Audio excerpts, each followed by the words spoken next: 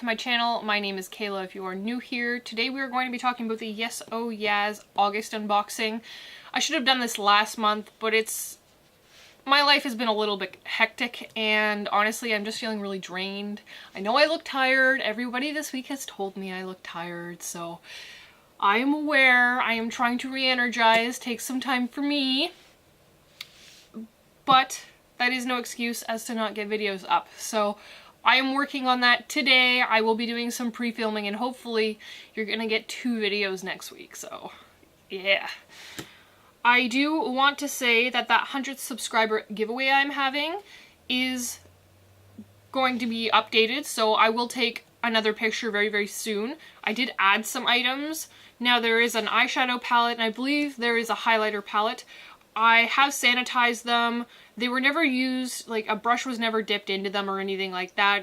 I probably swatched a shade and I was like, oh, that's not gonna work, or I just decided I didn't want it anymore and I figured somebody else could get some use out of it. So those have been sanitized and I will mark what has been sanitized in the description on my Instagram, just so you know. Okay, with all of that housekeeping out of the way, we should probably get started. So, what is YesOhYas? It is a monthly subscription box that I pay roughly $32 to $33 Canadian. There is some cents in there somewhere. And it's all full size, so there's no samples, and you usually get 3 to 7 products. I don't remember what the value of the box is usually supposed to be. I think it's at least $60.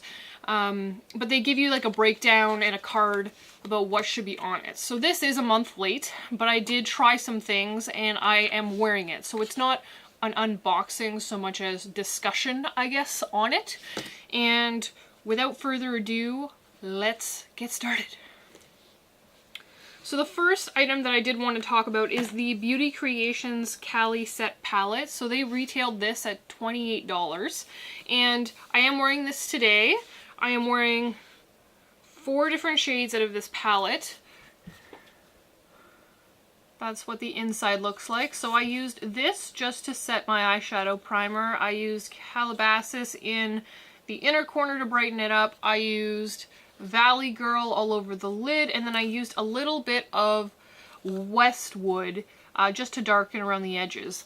Now, some people probably aren't going to get the reference, but I've been really into the makeup look that American McGee's Alice has, where, you know, her eyes are kind of like a reddish, dark color, like a smoky red, and so that's what I've been kind of up to lately in my makeup. So this palette was great for that. Some things I will discuss about it is that I do find that there's a little bit of fallout. There's not a ton, but there is a little bit, so be warned. Also, Valley Girl looks really dark, but it comes out really, really light. So you can build it, excuse me. You can definitely build it, that's for sure, but with a dry brush, which is this whole look was done with a dry brush, you can't get that intense payoff right away. So I just thought I'd warn everybody about that. So they retailed this at $28 and I found it on the website that sells this for $17. So there was a little bit of a price discrepancy, which I've noticed in previous boxes, but we'll keep it in mind. Next up is the Sorme blotting papers. Now, these are supposed to be natural green tea blotting papers. They look like this. I believe you get 100 of them. And really, they're just blotting papers. They retailed these at $12. I have blotting papers from probably like 2 years ago that I still have, that I haven't completely used up. I'm getting close, but personally, I wouldn't spend my money on this. It's nice that it's in there. I don't have to buy them. Although I kind of did, so there's that. But I just don't see how these are worth $12 from what they said, and when I went onto the website it said they were worth $9. So even then, just, I don't know. Maybe it's because I don't use blotting papers all the time that I don't see the immense value in spending that much money on it, whereas I'll spend an exorbitant more money on other things, so take that with a grain of salt. Next up is the Laqa & Co. Cloud Lips. They said this was $20, and I am wearing this today. This shade I don't find goes with the look I have, but you know, there's that. It is pretty, but I just don't see myself spending $20 on something like this, especially from a company that I don't know a lot about. I don't know, do any of you know this company? But I checked it out, said it was worth $17. So they hiked it up $3. And from there, we have a crown brush. So this is the Angle Contour Brush, and they said this was worth $22. Now, I really haven't bought brushes in a long time, so, you know, I could be a little bit out of touch with that. But I did check on the Crown website, and from what I could tell, this one was listed at $14.40 at the time that I looked into this. So this would have been in August. Now, it's not a bad brush. I do like it. It's very soft, but I feel like it could be more densely packed. I do have a Smashbox contour brush, and I feel like it works a little bit better than this one does. And it came with like a contour kit, so. But this isn't bad. I do use it. I just have to apply a little bit more, I find, with this. And last up is the Maskeraide Pre-Party Sheet Mask. So I did use this, so this is what the remains of it look like.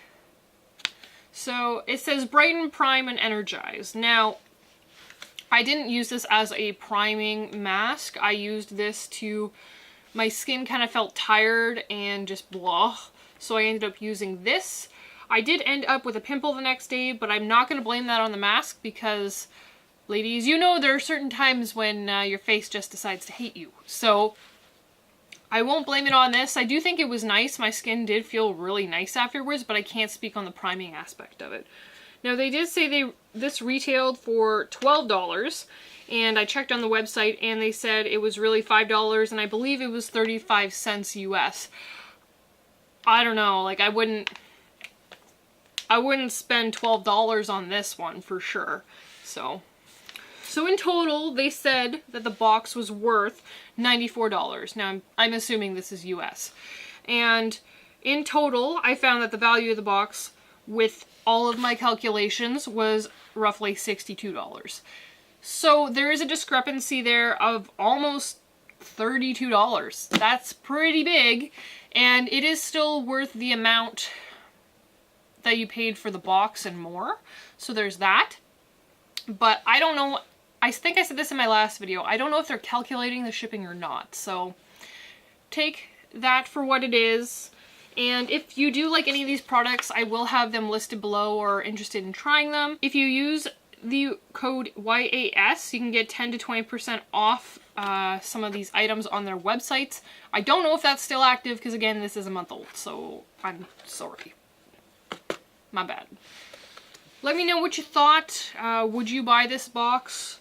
Overall, I will use pretty much everything in it, but it's not to say that I would have gravitated towards some of it. So, there's that. Thanks so much, and I will see you next time. Bye.